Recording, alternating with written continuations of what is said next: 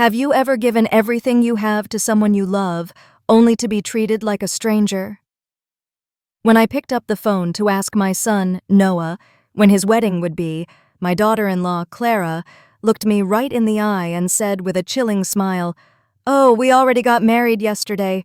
We only invited special people." The words hit me like a bucket of ice water. Special people.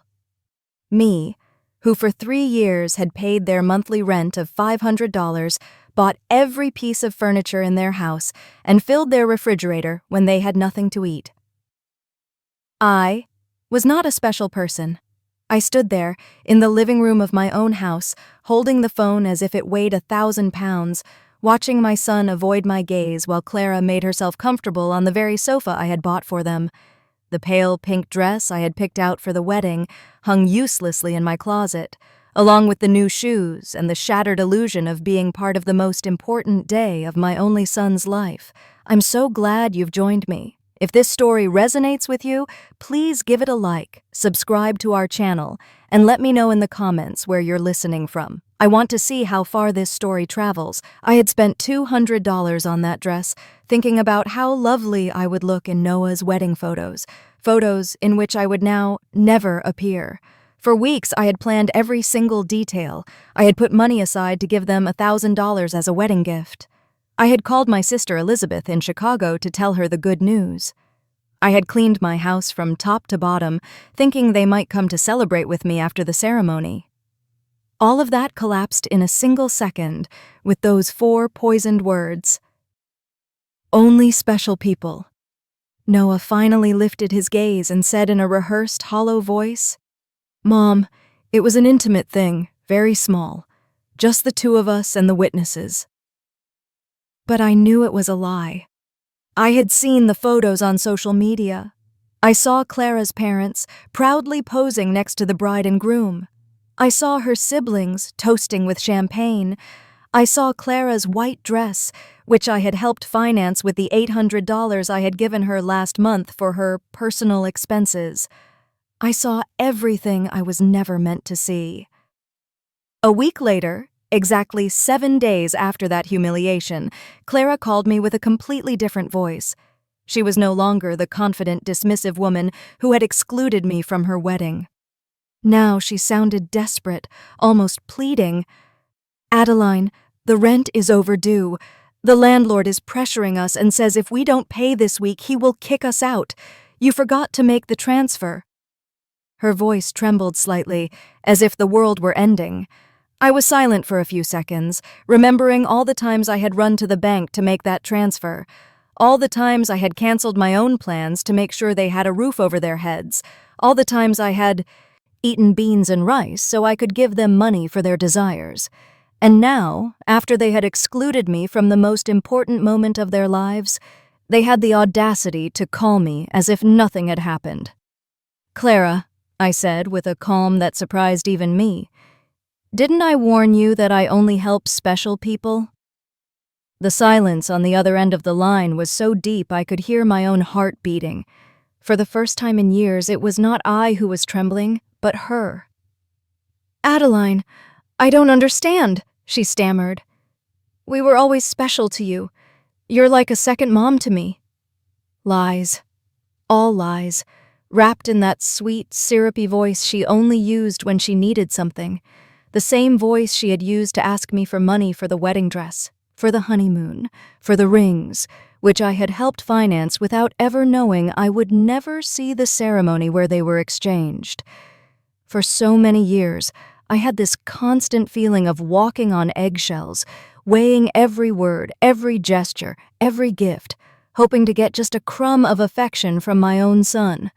I was the perfect mother, the obliging mother-in-law, the silent provider who never protested when they treated me as if I were invisible. But that one phrase, "only special people," had awakened something in me that had been dormant for far too long. I had calculated in my head how much money I had spent on them in those 3 years. Between the rent, the food, the gifts, the emergencies, and their whims, it was over $20,000. $20,000 I had taken from my retirement, from my savings. from the money my late husband had left, so I could live my last years in peace. And what was it all for? To be treated like a stranger on my own son's wedding day. That night, after I hung up the phone, I sat on my bed and cried. But they weren't tears of sadness. They were tears of anger, of accumulated frustration, of years of silently endured humiliation. I cried for all the times they had made me feel that my love was a burden, my presence a hindrance, and my money the only thing I had to offer. I cried for the foolish mother I had been, for the woman who had lost herself, trying to be indispensable to those who considered her disposable. When I woke up the next morning, something inside me had changed. It was not just the pain of betrayal, it was something deeper, colder. I stood up and looked at myself in the bathroom mirror. The same tired eyes as always, the same wrinkles that told stories of years of giving love without ever getting it back. But there was something else in my gaze, a hardness I didn't recognize, a determination that had been buried under years of compliance. I went to the kitchen and made coffee, as I had every morning for 40 years. But this time, I didn't think about calling Noah to ask how he had slept. I didn't check my phone in anticipation of a message from him, apologizing for the previous day's humiliation. For the first time in a very long time, I was my own first concern of the day. I sat at the table where I had so often planned surprises for them, counted out bills for their expenses, and cried silently when they treated me with indifference. Now this table would be a witness to something completely different. I took out my checkbook, my bank statements, and I started to do the math. I wanted to see, in exact numbers, the full extent of my own foolishness. The monthly rent of $500 multiplied by 36 months was $18,000. Food and supplies at approximately $200 a month was another $7,200. Birthday gifts, Christmas gifts, anniversary gifts, at least $3,000. Clara's medical emergencies, $800. The car loan they never paid me back, $2,500. The air conditioner repair in their apartment, $600. The living room furniture, $1,200, $33,400. That was the exact sum of my generosity. $33,400 I had wasted from my husband's inheritance, from my pension, from the savings I had put aside penny by penny over decades of honest work. All that money thrown out the window to keep two adults comfortable who couldn't even pretend to respect me. The phone rang, and I saw Noah's name on the screen. Normally, my heart would have pounded as I ran to answer, hoping he would finally apologize and explain that everything had been a misunderstanding. But this time, I let it ring. Once, twice, 3 times. Finally, it fell silent, and I continued drinking my coffee as if nothing had happened. 10 minutes later, it rang again. This time, it was Clara. I let it ring too. Then, a text message came from Noah. "Mom, please answer. We need to talk." I deleted the message without replying. At 2:00 in the afternoon, I decided to go for a walk. I hadn't done that in months without a specific purpose, without an errand related to them. It was always the bank for the transfers, the supermarket to buy them something they needed, the pharmacy for Clara's medications. Today, I went for a walk just because I wanted to. I walked past the park where I had often taken Noah as a child. I remembered that sweet boy who would hug me so tight and say I was the best mom in the world. When had he become this man who treated me like an ATM with feelings? When did I start to confuse love with money? When did I start to believe that I had to buy my own son's affection? At the bank, where I had so often made those automatic transfers, I paused in front of the door. The branch manager, Mr. Klein, saw me through the glass and waved. I had known him for years. He had processed every single one of my transfers to Noah and Clara. He had watched my account drain, month after month, to fill theirs. I went inside and walked directly to his office. "Mr. Klein," I told him, "I need to cancel the automatic transfers I have programmed." He looked at me, surprised. For 3 years, these transfers had been as regular as the sunrise. "Are you sure, Mrs. Thompson? Did something happen?" His concern was genuine, more genuine than any interest Noah had shown in me in recent months. "What happened is that I have finally opened my eyes," I replied. "I want to cancel everything. And I also want information on how to protect my accounts. I don't want anyone else to have access to my money." While Mr. Klein processed the cancellations, my phone didn't stop ringing. Noah, Clara, Noah again.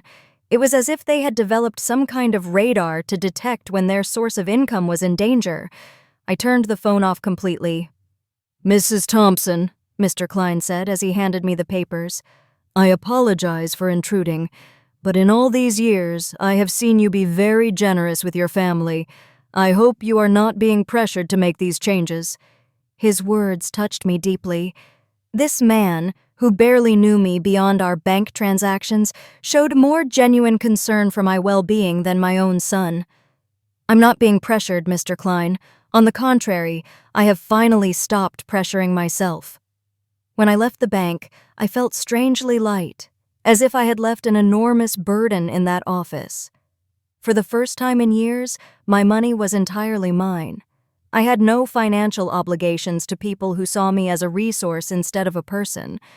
I went home and thought about all the things I hadn't done in order to please Noah and Clara, the trips I hadn't taken to save money for them, the friends I no longer saw because I was always on call for their emergencies, the hobbies I had given up because every dollar I spent on myself was $1 less for their needs. When I got home, I found 3 cars parked in front of my door, Noah's, Clara's, and one I didn't recognize. I could see movement inside my house through the windows. My blood ran cold. They had keys. I had given them keys because I trusted them, because I thought they would one day take care of me just as I had taken care of them. I took a deep breath before opening the door. It was time for the first real confrontation of my new life. I opened the door to my house and saw a scene I will never forget. Noah was sitting on my sofa, his head in his hands. Clara was pacing back and forth like a caged animal, and an older man I didn't know was going through papers on my dining room table. My papers, my personal documents.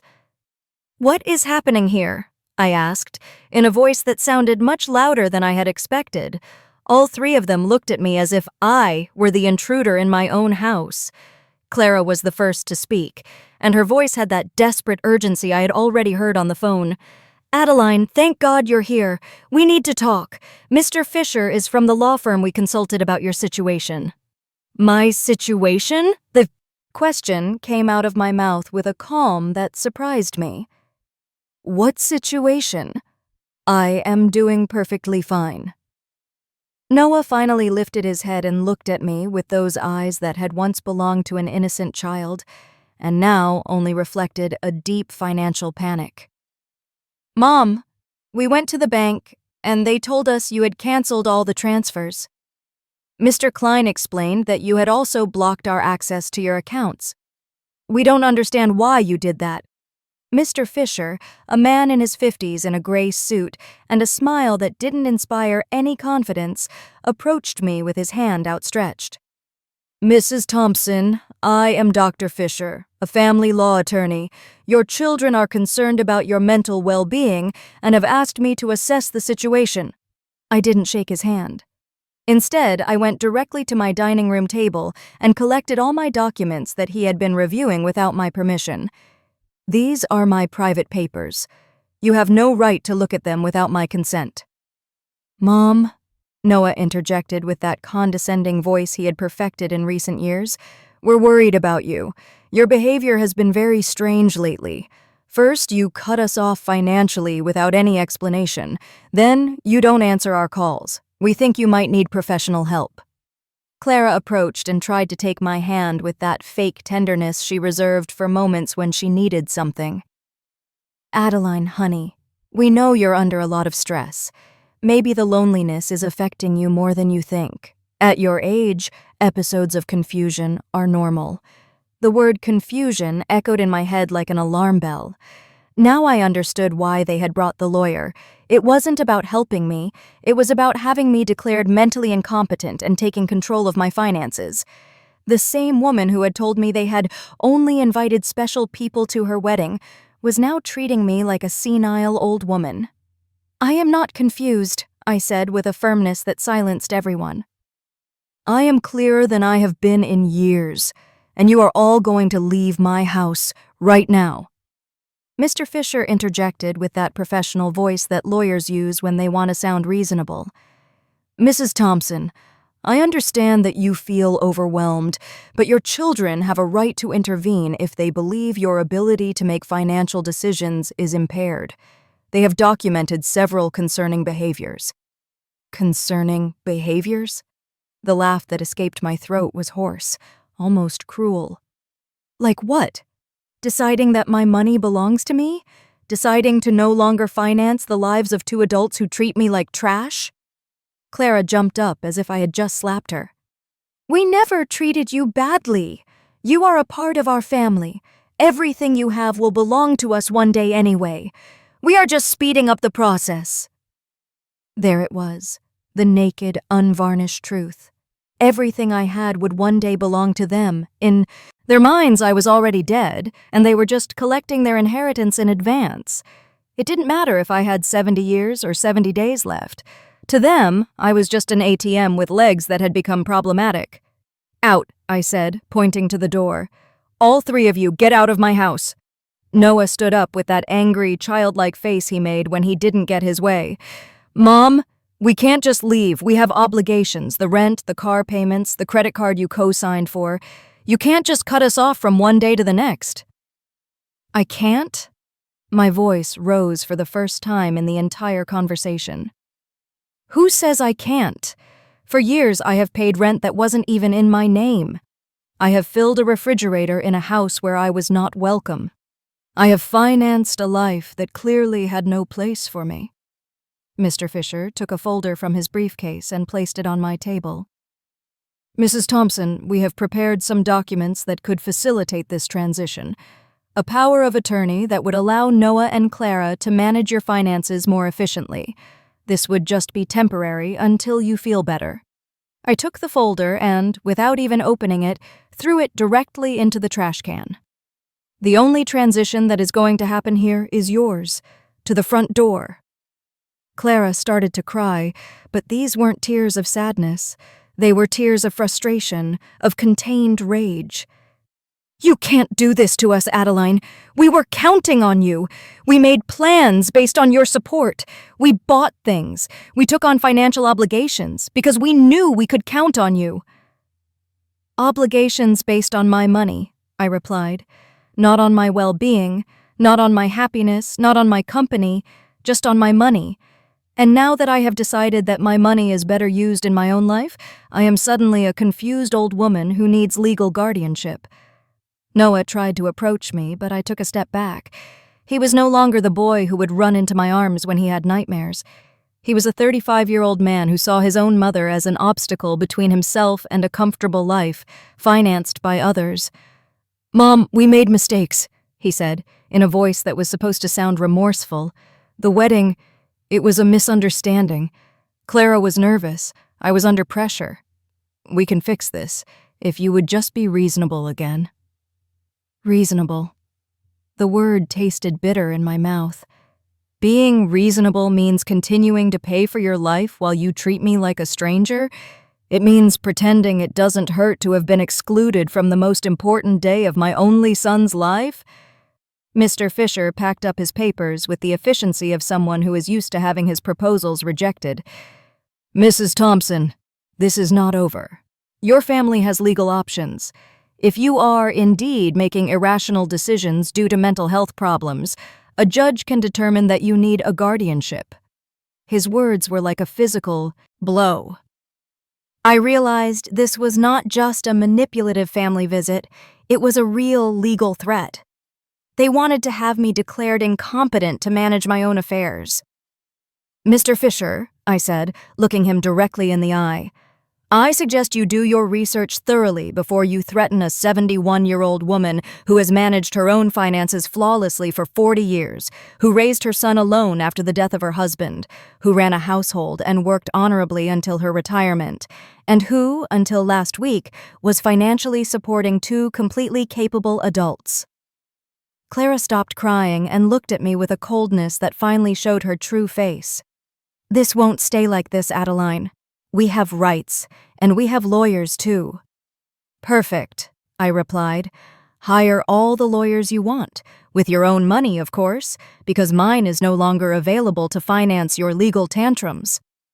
The three of them walked to the door with the wounded dignity of people who are not used to being told no. Before he stepped out, Noah turned to me one last time. "Mom, this is going to end very badly for you. You're going to end up alone, with no one to take care of you when you really need it." "Noah," I said, with a deep sadness but also with a crystal-clear clarity, "I am already alone. The difference is that now it is by my own choice, not by your neglect." As I closed the door behind them, I stood in my living room, surrounded by the most beautiful silence I had heard in years. It was the silence of freedom. That night, I couldn't sleep. But not from sadness or regret. It was from the adrenaline of having reclaimed control of my own life. I lay awake in bed, planning my next steps like a general preparing for battle. If Noah and Clara wanted a fight, I would give them a war. But it would be a war fought with intelligence, not with emotion. At 6 o'clock in the morning, I was already dressed and ready to go. My first stop was the office of my attorney, Mr. Weber, a man I had met years ago when I was handling my husband's will. Unlike Mr. Fisher, whom Noah and Clara had brought, Mr. Weber had an impeccable reputation and specialized in protecting the rights of the elderly. "Mrs. Thompson," he told me as I explained the situation, "what your children tried to do yesterday is more common than you think. It's called elder financial abuse, and it is a federal crime. The fact that they entered your house without permission and reviewed your private documents also constitutes a violation." His words both calmed and worried me. They calmed me because they confirmed that I wasn't crazy, that what had happened was truly abusive. They worried me because I realized the situation was more serious than I had thought. "We have to document everything," Mr. Weber continued. "Every transfer, every gift, every time they pressured you for money. We will also change your will to protect your assets from any future manipulation attempts." We spent 3 hours reviewing my financial records. Mr. Weber whistled when he saw the total sum. $33,400 in 3 years. Mrs. Thompson, with this money, you could have lived comfortably, traveled, and enjoyed your retirement. Instead, you have completely financed the lives of 2 adults who didn't even respect you enough to invite you to their own wedding. When I left Mr. Weber's office, I had a complete plan. First, I would change all the locks on my house. Second, I would install a security system with cameras to protect myself from any future surprise visits. Third, I would open a new bank account at a different bank where they had no contacts. And fourth, I would start living the life I had postponed for so many years. My next stop was the hardware store.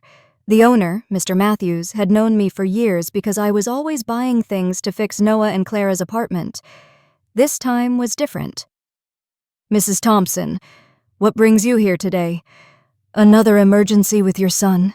he asked with the familiarity of a person who had silently witnessed my wasted generosity. "No, Mr. Matthews. This time it's for my own house. I need to change all the locks, and I want them to be of the best quality." He looked at me, surprised, but asked no further questions. While I was choosing the locks, his son, David, who installed security systems, came by. It was Providence in action. "David," I told him, "I also need to install surveillance cameras, the complete system. The price is not an issue." While they were preparing everything for the installation the next day, I received a call from an unknown number. It was Clara, calling from someone else's phone because I had blocked her number after the previous day's confrontation. "Adeline, it's Clara. Please don't hang up. We need to talk like civilized adults." "Speak," I said dryly. "Listen, I understand you're upset about the wedding. It was a mistake. Noah and I have talked about it, and we want to make it up to you." How about we have a special dinner to celebrate our wedding with you?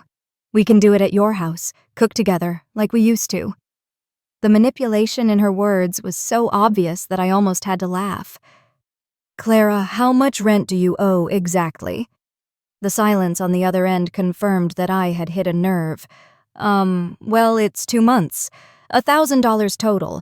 But I'm not just calling about that, Adeline. We really miss you in our lives. Do you miss me, or do you miss my money? I asked directly. Both, she replied with a surprising honesty. Adeline, I won't lie to you. Yes, we need your financial help, but we love you too. You're important to us. If I'm so important, I said, why wasn't I important enough to be at your wedding? Why am I not important enough to get a call that doesn't ask for money? When was the last time you called me just to ask how I was doing? Another silence. We both knew the answer. Never. Clara, I am only going to explain this to you once. For 3 years, you have treated me like an ATM with feelings. You have used me, you have ignored me, you have humiliated me, and finally, you have insulted me in the worst possible way. Now that the money is running out, you suddenly discover that you love me. Adeline, please, I cut her off. There is no please. You made your choice when you decided I wasn't special enough to be at your wedding. Now I am making mine. I hung up and turned the phone off completely. I didn't want any more interruptions on my day of liberation. That afternoon, I went to the beauty salon I hadn't been to in over a year. I had always canceled my appointments because Noah or Clara needed something urgent, or because the money I had set aside for myself became an emergency for them. Mrs. Thompson, my favorite hairstylist, Cynthia, called out. What a surprise! I thought you had forgotten about us. I didn't forget you, Cynthia. I just forgot that I also deserve to be pampered. I treated myself to the full treatment, a cut, color, manicure, and pedicure. For the first time in years, I spent money on myself without feeling a shred of guilt. While Cynthia worked on my hair, she told me about her life, her children, her dreams. It was refreshing to have a conversation that didn't revolve around Noah and Clara's needs. You look beautiful, Mrs. Thompson, she said when she was done. But more than that, you look free. Did something good happen? Yes, Cynthia. I finally learned to say no. When I got home that afternoon, there was a car in front of my door that I didn't recognize. My heart raced for a moment, thinking Noah and Clara might have come back with reinforcements. But as I got closer, I saw an older woman sitting on the steps of my porch. Mrs. Thompson? She asked as I got out of the car. Yes, that's me. Can I help you? I'm Eleanor Brooks. I live next door. We've been neighbors for years, but we've never really had a chance to talk. Yesterday, I heard very loud voices in your house, and I got worried. Is everything okay? Her sincere concern touched me deeply. Here was a stranger who showed more interest in my well-being than my own son. Come in, Mrs. Brooks. I'll make you a coffee, and I'll tell you a story you won't believe. While I was making coffee, I told her the whole situation.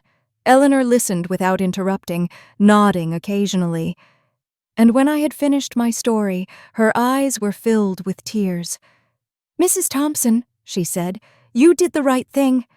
I went through something similar with my own daughter 5 years ago. I also thought it was my duty to finance her adult life.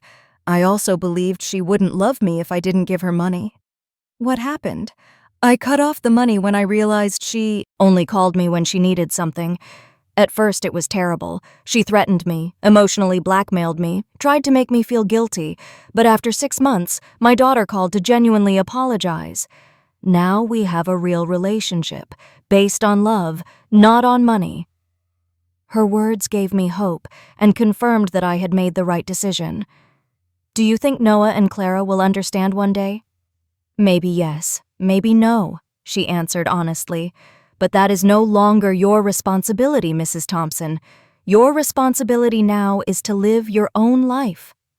That night, for the first time in 3 years, I went to bed without worrying about whether Noah and Clara had money for rent, for food, for their whims.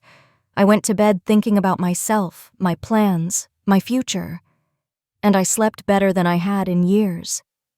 The next day, David and Mr. Matthews came at 8 o'clock in the morning to change the locks and install the security system. While they worked, my phone didn't stop ringing with unknown numbers. Clara was still trying to contact me from different phones, but I had developed a new skill, completely ignoring calls that didn't suit me.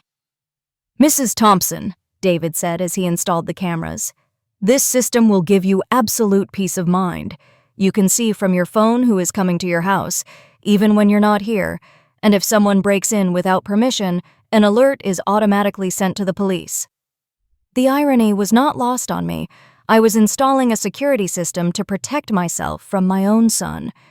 But it didn't hurt as much as it used to. It was simply a practical measure to maintain my newfound peace. While they were working, I decided to do something I hadn't done in years: call my sister, Elizabeth, in Chicago.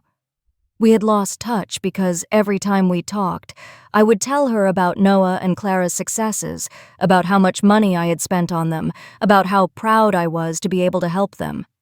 I now realized that our conversations had become financial reports, disguised as family news.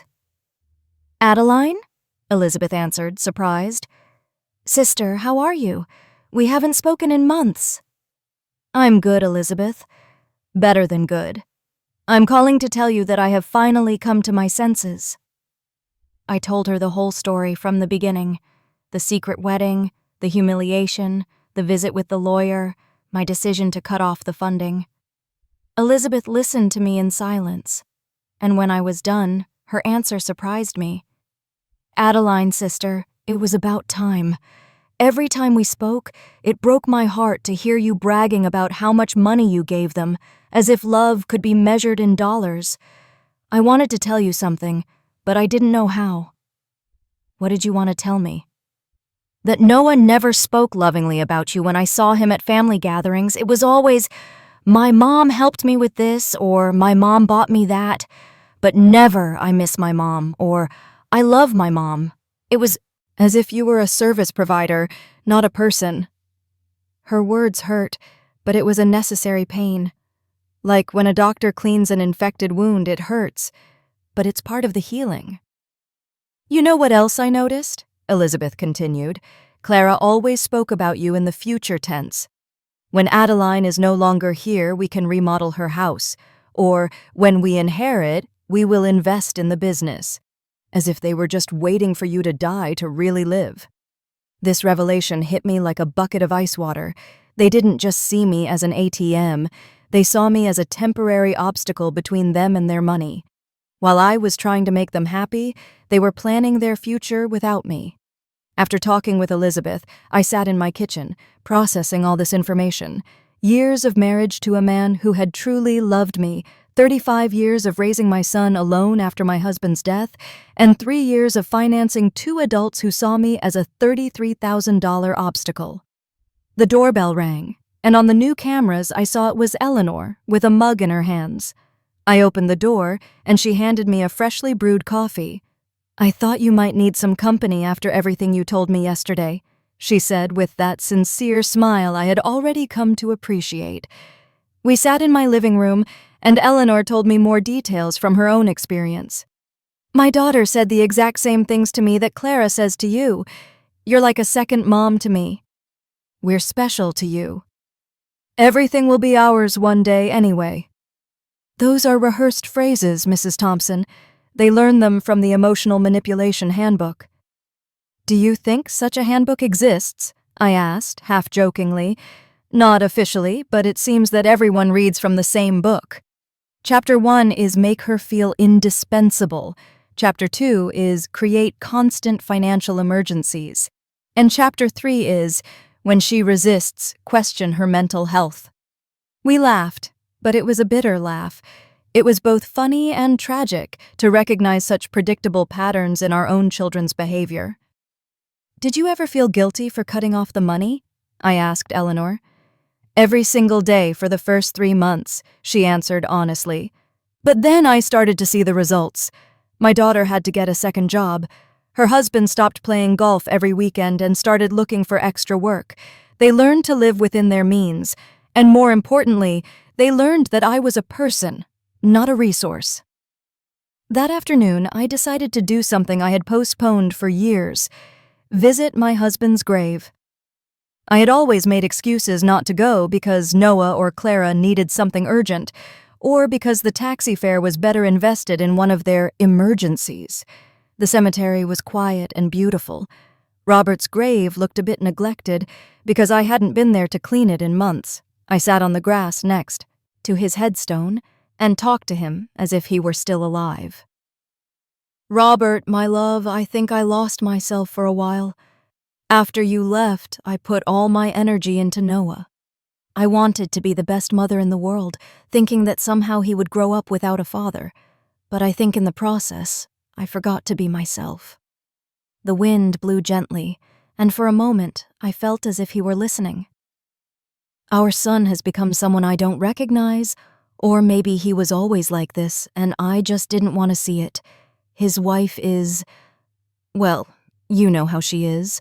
The money you left for me to live peacefully, I spent it taking care of them, but not anymore, my love. I have learned." I cleaned his grave, replaced the withered flowers with new ones, and stayed there for another hour, simply enjoying the peace. For the first time in years, I was not in a hurry to get home to solve a crisis for Noah and Clara. When I got home, there were 3 cars parked in front of my door again. My heart raced, but this time I was prepared. The cameras showed me that it was Noah, Clara, and 2 other people I didn't recognize. Everyone seemed agitated, talking to each other and pointing at my house.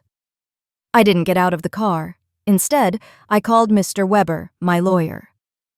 "Mr. Weber, they are at my house again. This time they have brought more people. What should I do?" "Do not get out of the car, Mrs. Thompson. I will be there right away, and I am calling the police. After our conversation yesterday, I requested a temporary restraining order. They are not allowed to be on your property."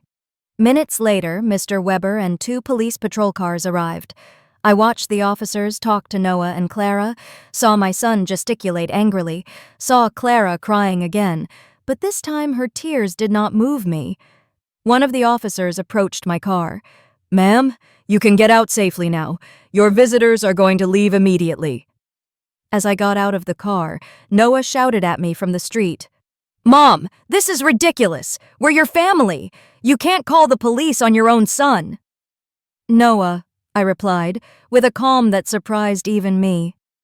"A family doesn't threaten lawsuits for mental incompetence.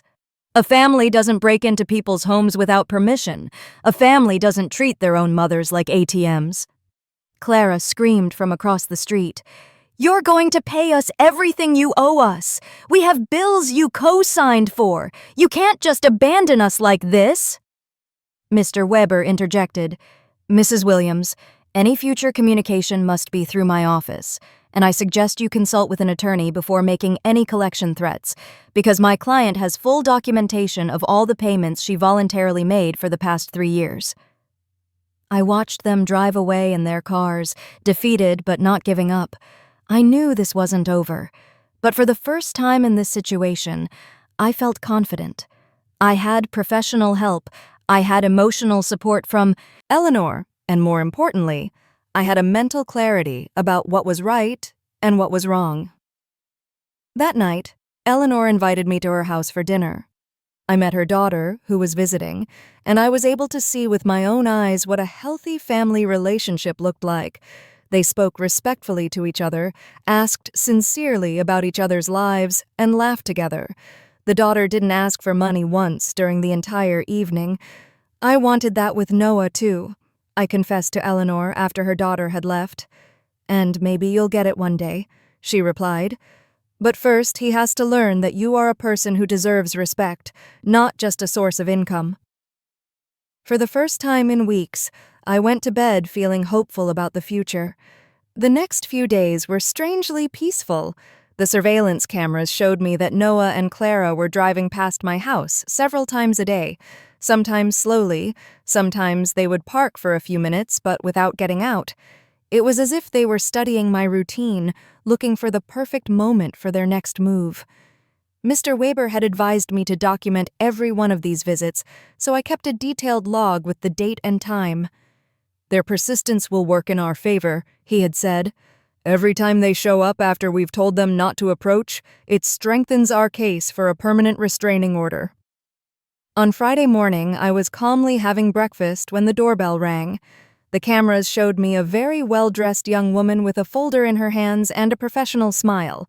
I didn't recognize her, but something about her posture told me it was not a social visit.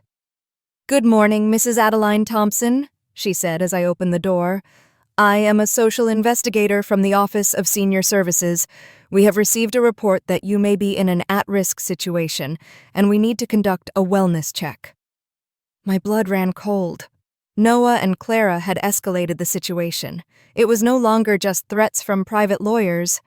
Now they had involved the government. "Can I see your ID?" I asked, trying to stay calm. "Of course." She showed me an official ID that looked genuine.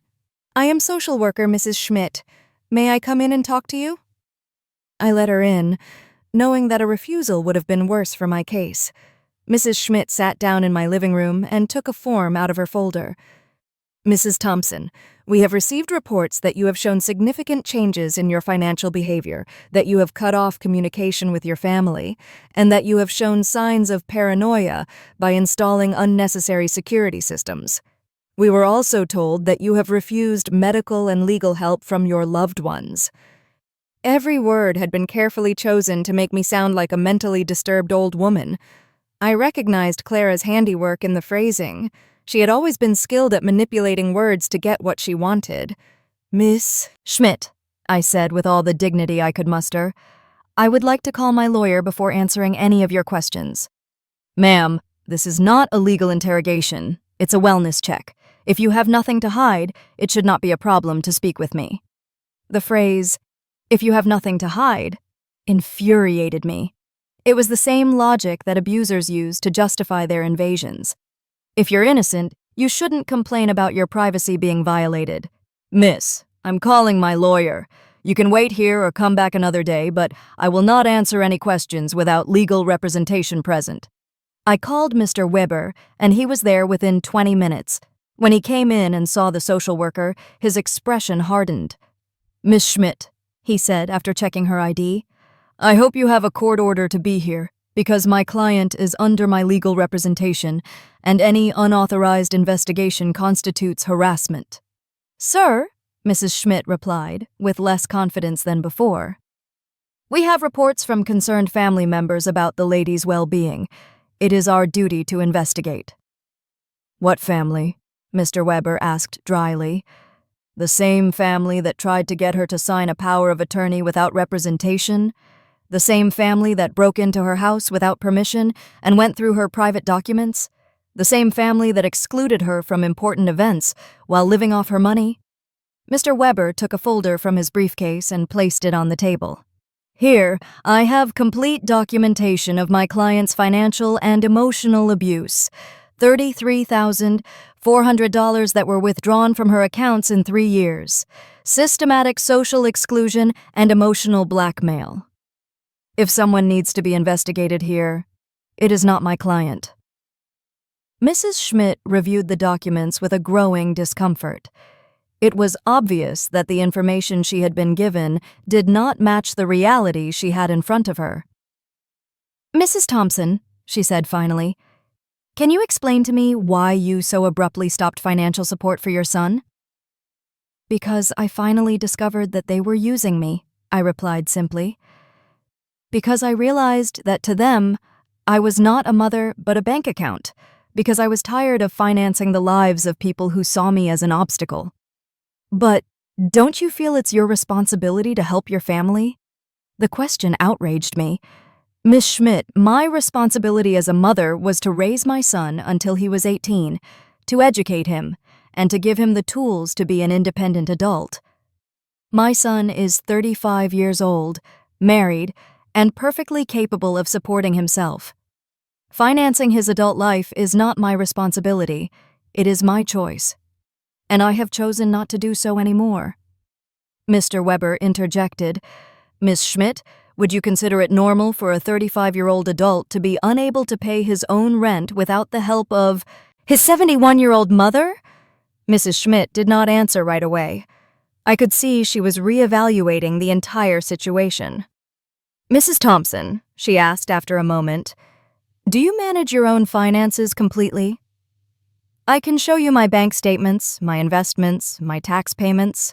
Everything is current and in order. Do you live independently? As you can see, I keep my house clean, I take care of myself physically, I drive my own car, and I have healthy social relationships with my neighbors. Do you take any medication? Just vitamins and an occasional aspirin. I do not have any medical conditions that require medication, Mr. Weber added. My client has just undergone extensive medical exams as part of our legal process. She is in perfect mental and physical condition. Mrs. Schmidt closed her folder and sighed. Mrs. Thompson, based on this conversation and the documentation I have reviewed, I see no indication that you are at risk or in need of intervention. I will be closing this case. After she left, Mr. Weber and I remained silent for a few minutes. Adeline, he said finally, this is going to continue to escalate. Noah and Clara are spending money they don't have to hire professionals to try to have you declared incompetent. Does that mean they are desperate? It means exactly that. What else can they do? They can file a lawsuit for incompetence. It's expensive and hard to win, but if they find a sympathetic judge and a psychiatrist willing to testify in their favor, they could get a guardian assigned. The thought terrified me. They could take control of my money. They can try, but we have solid evidence that you are completely competent and that they are motivated by greed, not by any genuine concern. That afternoon, I called Elizabeth to vent. Sister, she said after hearing my story, do you see how far they are willing to go for money? They are risking their family relationship, spending money on lawyers and doctors, destroying their own reputation, all to get access to your bank account again. Her words made me think. Noah and Clara had completely revealed their true nature. There was no going back, no possibility of a genuine reconciliation. To them, I had never been a mother or a respected mother-in-law. I had always just been money on legs. This revelation, although painful, was also liberating. I no longer had to wonder if I was making the right decision. I no longer had to feel guilty for protecting myself. They had proven for themselves that my emotional and physical well-being was less important to them than my money. That evening, Eleanor came to visit with a surprise. She had invited her friends from the garden club to meet me. Adeline, she introduced me. These are my friends, Cynthia, whom you already know from the salon, Maria, Carmen, and Elfrida. We have all been through similar situations with abusive family members. We spent the evening sharing stories. Maria had had to set boundaries with a brother who constantly asked her for money. Carmen had cut off her relationship with a daughter who only visited when she needed money. Elfrida had had to change her will after she found out her grandchildren considered her to be their retirement plan. What hurts me the most, I confessed, is not losing the money I gave them, but realizing that I never had the love I thought I had. Adeline, Elfrida said with the wisdom of her 80 years, true love cannot be bought or sold. If you had to pay for it, it was never real. Her words were a balm for my wounded soul. She was right. I had bought attention, not love. I had financed an illusion. You know what I've discovered? I said to my new friends.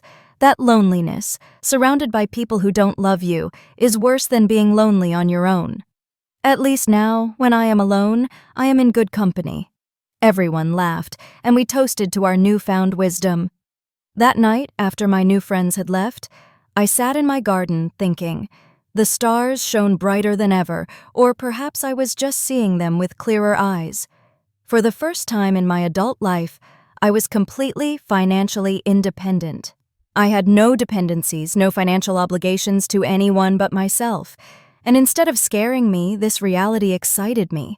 I could travel when I wanted, remodel my house, buy myself nice clothes, donate to charities that were important to me. I could invest in my own future instead of financing the present of ungrateful people.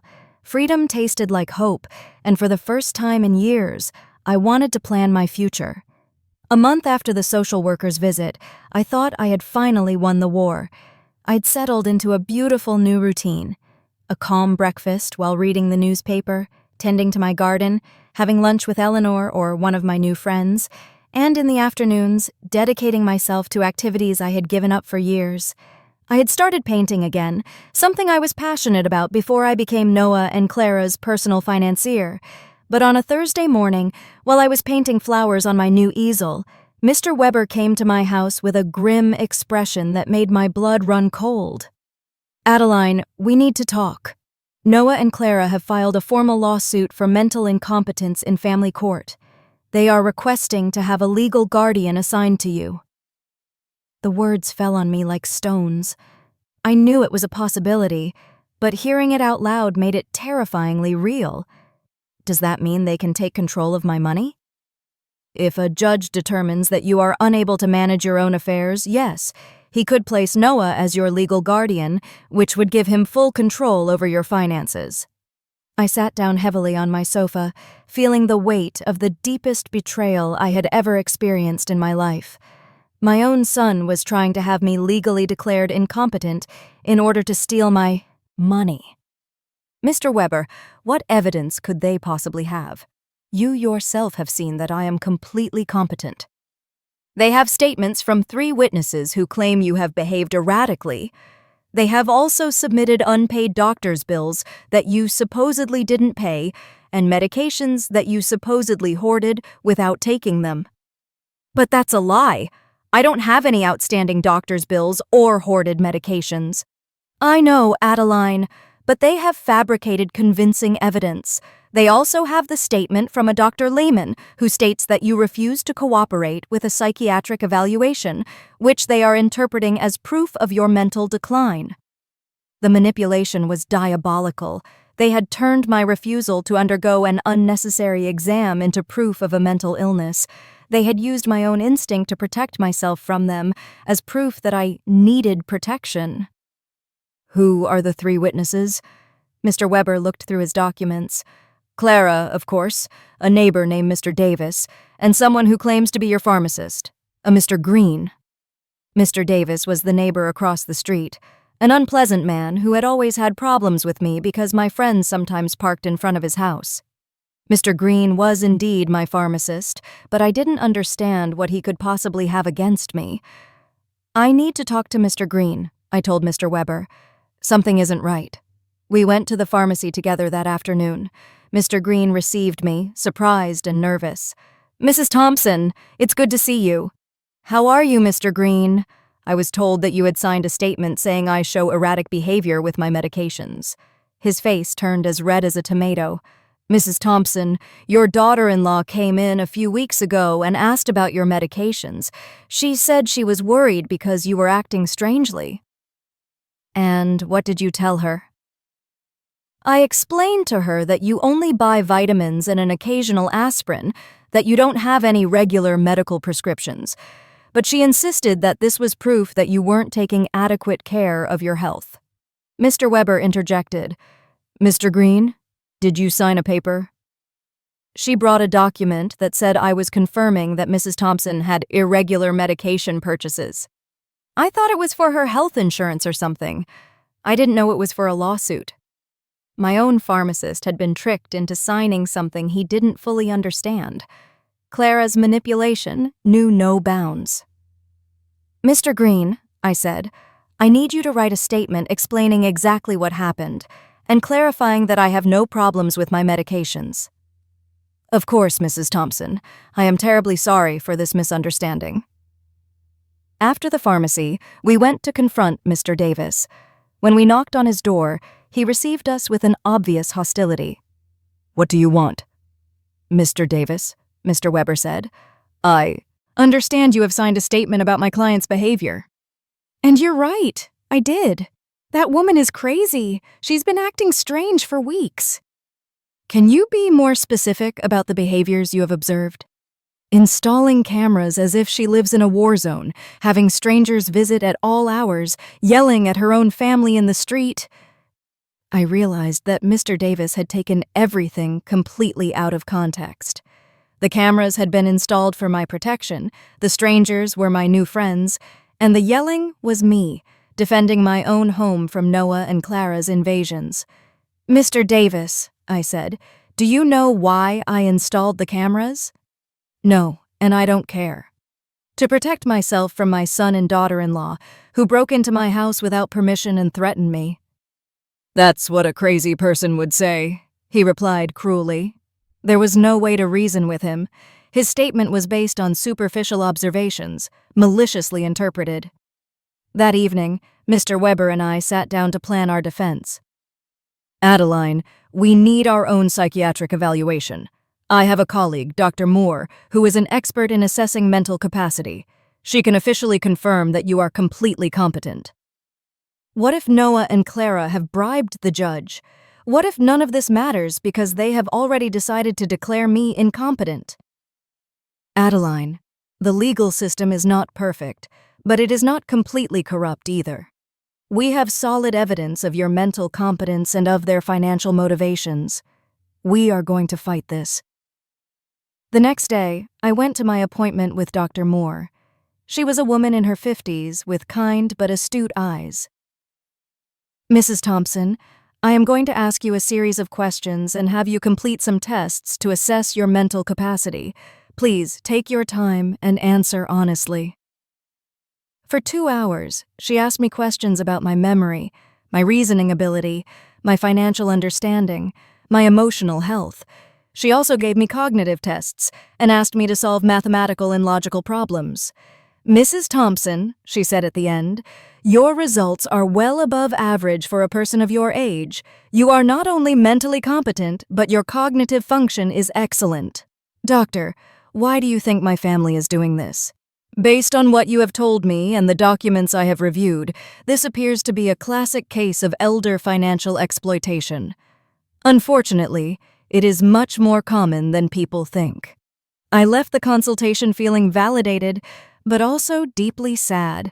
The professional confirmation of my mental health was a relief, but it also confirmed that the lawsuit was real and necessary. That afternoon, Eleanor organized an emergency meeting with all our friends from the garden club. When I told them about the incompetence lawsuit, everyone was outraged. "Adeline," Maria said, "we will all testify in your favor. We have been with you for weeks, and anyone can see that you are doing great." "Better than great," Cynthia added. "You are clearer and stronger than many 40-year-old women I know." Elfrida, with her 80 years of wisdom, took my hands. "Adeline, my dear, what your children are doing is nothing new. For generations, greedy children have tried to have their parents declared insane to get their money. But you have something that many of these victims did not have: documentation, legal support, and friends who can testify for you." Her words gave me hope. I was not alone in this fight. I had an army of strong women who had witnessed my transformation firsthand. "You know what the saddest thing about all this is?" I said. "That Noah and Clara are willing to destroy any future possibility of reconciliation, all for money. Even if I were willing to forgive everything up to this point, there is no going back from this." "And maybe that's for the best," Cynthia replied. "At least now you know exactly who they are, and you can act accordingly." That night, for the first time since this nightmare began, I truly cried. Not from sadness, but from grief. I said my final goodbye to the son I thought I had, to the dream of a loving family, to the illusion that unconditional love would be reciprocated. But something new also emerged within me. An iron determination not to be stripped not only of my money, but also of my dignity and my freedom. The war had officially begun, but I was ready to fight. The trial came 3 weeks later. I woke up early, put on my best black suit, and looked at myself in the mirror with a determination I had never felt before. Today, not only would my mental capacity be judged, but so would my dignity as a person, my right to live free from abuse, my value beyond my bank account. Mr. Weber came at 7 o'clock in the morning to go over our strategy one last time. Adeline, remember, the burden of proof is on them. They have to prove that you are incompetent. We just have to show that you are not. And what if the judge is already biased? Judge Miller has a reputation for being fair. I have researched his past cases, and he does not automatically favor families. He is dedicated to protecting the rights of the elderly. We arrived at the courthouse at 9 o'clock in the morning. In the hallway, I saw Noah in a new suit that he had probably bought for the occasion, and Clara dressed in black as if she were at a funeral. Maybe it was the funeral of our family relationship. When our eyes met, Noah avoided my gaze, but Clara held mine with a coldness that confirmed that for her, this was just a business transaction. Their lawyer was an older, elegant man with the kind of confidence that comes from winning similar cases before. When he began his opening statement, his strategy was clear: to portray me as a confused old woman who had been manipulated by strangers to alienate her from her loving family. "Your Honor," he said in a solemn voice, "Mrs. Adeline Thompson has shown a clear mental decline in recent months. She has cut off all financial support for her family without any rational explanation. She has installed unnecessary security systems due to her paranoia and has isolated herself from her loved ones under the influence of neighbors and lawyers who are obviously taking advantage of her vulnerable situation." Every word had been carefully chosen to make my self-empowerment sound like dementia and my freedom sound like external manipulation. Then they called their witnesses. Clara was the first to testify, and her performance was Oscar-worthy. She cried as she described how I had completely changed, how I had become hostile and paranoid, how I had isolated myself from the family that loved me.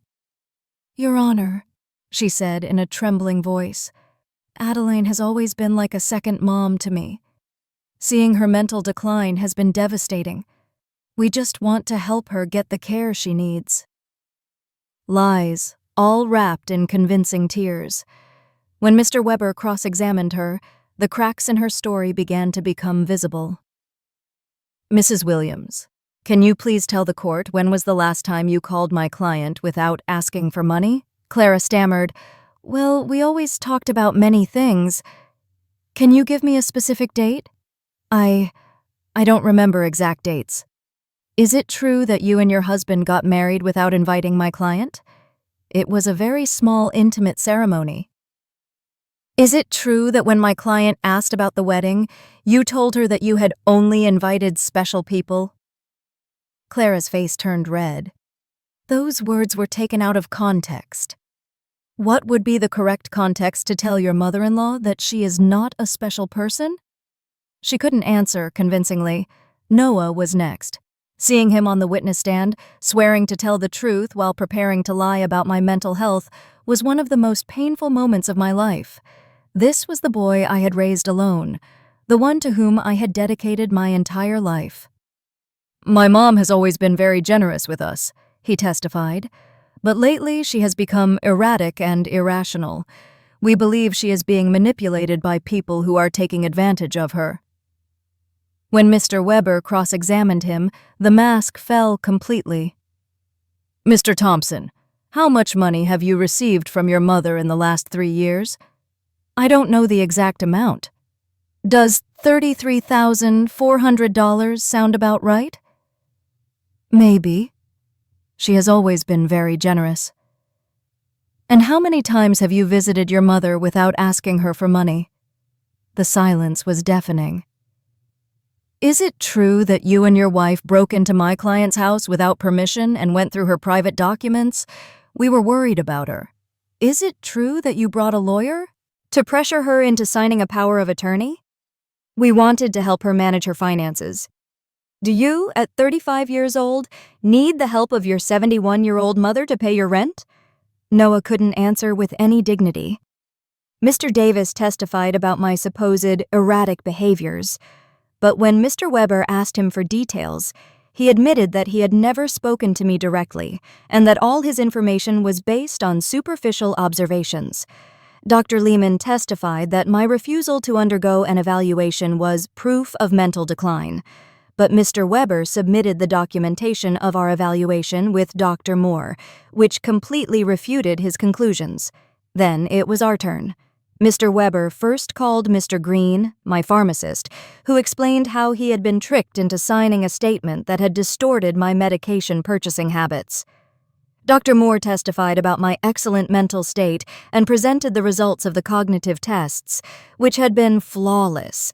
Mr. Matthews from the hardware store testified about my mental competence and explained that my decision to cancel the automatic transfers was completely rational and had been processed correctly.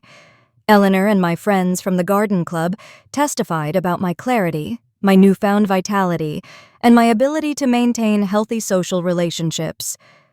Finally, it was my turn to testify. I stood up with dignity and walked to the witness stand, feeling the weight of 71 years of experience, of wisdom gained through pain, of strength discovered in adversity. Mr. Weber guided me through my testimony, letting me tell my whole story.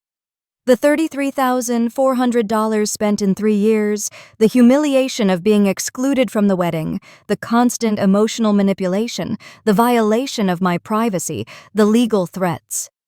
"Mrs. Thompson," Mr. Weber finally asked, "why did you decide to stop the financial support for your son and daughter-in-law?" "Because I finally understood that what I was getting from them was not love," I replied in a clear, loud voice. It was a commercial transaction, disguised as a family relationship. My money was welcome, but I, as a person, was not. "Do you regret your decision?" "I only regret that it took me so long to make it." Noah's lawyer tried to make me appear confused during his cross-examination, but I answered every one of his questions with clarity and precision. When he tried to imply that my new friendships had manipulated me, I explained to him that for the first time in years, I had relationships based on mutual respect and not on financial interest.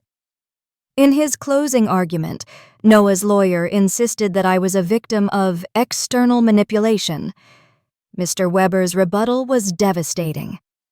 "Your Honor, what we have seen here today is not the case of an incompetent old woman, but that of a woman who has finally found the strength to free herself from years of financial and emotional abuse. The plaintiffs have presented no real medical evidence of any mental incompetence. What they have presented is their frustration because their source of income has decided to exercise her legal and moral right to protect her own resources. Judge Miller retired to deliberate for 2 hours that felt like 2 years. When he returned, his expression was serious but clear. After reviewing all the evidence presented, he began, it is obvious to this court that Mrs. Adeline Thompson is in full possession of her mental faculties. Professional psychiatric evaluations confirm her cognitive competence.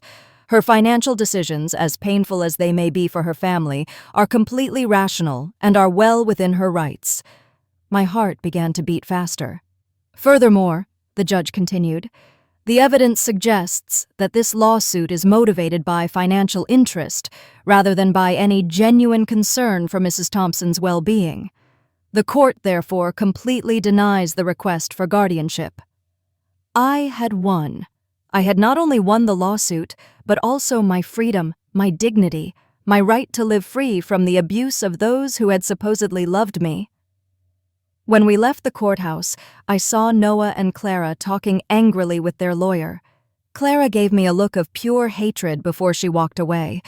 Noah looked at me one last time, and for a second I saw something that could have been regret, but it was already too late. That night, Eleanor organized a celebration at my house with all our friends. We toasted to justice, to freedom, to the sisterhood of strong women who support each other. "Adeline," Elfrida told me, "today you didn't just win a trial, you won back your life." She was right. For the first time in years, the future was completely mine. I could travel, I could love, I could create. I could live without fear, without guilt, without manipulation. 3 months later, I sold my house and moved to a beautiful apartment near the city center. I donated half of my money to organizations that protect the elderly from family abuse. With the other half, I began to live the life I had always wanted. I traveled through Europe, took art classes, and joined volunteer groups. I never heard from Noah and Clara again. I heard from others that they had had to move to a smaller apartment and that Clara had found a job for the first time in years. Perhaps the adversity would teach them what my generosity never could, the value of honest work and independence. Some nights when I look at the stars from my new balcony, I think about the woman I was a year ago, fearful, manipulated, believing I had to buy love. That woman is dead. And in her place, someone has been born who has understood a fundamental truth. True love never has a price, and freedom is never too expensive. My name is Adeline. I am 72 years old, and I have finally learned that the most important person I have to love and protect is myself. If you liked my story, you can support me by making a donation so I can continue to write more stories. Thank you in advance. And you, what would you do in this person's place? I would love to hear your opinion, so please share it with me in the comments. I'm always curious about what you all think, and also please write me and tell me where you heard this story from. For more life stories like this, please like this video and subscribe to the channel. There are many other stories waiting for you. With heartfelt greetings, until next time.